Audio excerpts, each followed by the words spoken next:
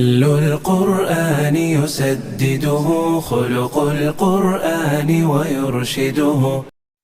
بسم الله. السلام عليكم ورحمة الله وبركاته. سودو برنامجka dambaalka quraanka barnaamijka la magac baxay dambaalka quraanka waxaan kaga waramaynaa aayado kamid ah quraanka kariimka aayadan kaga waramayno qala taala tuubu ila allahi jamiican ayuha almu'minuuna la'allakum tuflixuun mu'miniintow digina alla u toobad keena si aad dhammaantiin u liibaantaan alla waxa uu yidhi addoommahaygiiyow inagu waad gefaysaan habeen iyo maalinba ina dembiyadoo dhammaan dhaafaa dembi dhaafi weydiista waan inii dembi dhaafiye ibnu qayim waxa uu ka yidhi toobadda addoonka maalmihiisa waxa ugu wanaagsan maalinka uu alle u soo laabto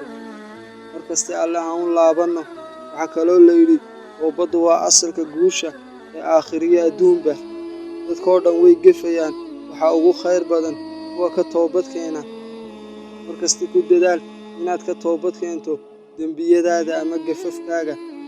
tusaale qof hadduu haysto waxay aad isu jecel yihiin kadibna uu soo kala dhex galo ismaandhaaf awood walba waxa uu ku bixiyaa qaabku u soo celin lahaa xidhiirkaa xumaaday alle walilaahi mathalul aclaa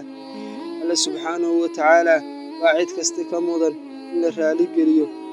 marka uu kaa dhaco gaf raadaynaya xidhiirka idiin dhexeeya adigay ilaahay u degdeg sidaad u soo celin lahayd xidhiirkaa adigoo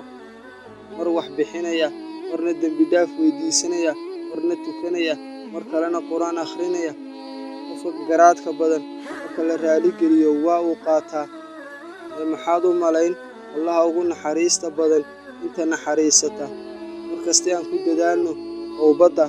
alle waxa uu yidhi dadkoo dhan way gefayaan waxaa ugu khayr badan kuwa toobadkeena aan ka mid noqonno dadka ugu khayrka badan leh xalqadeennu maanta halkaa ay noo joogto.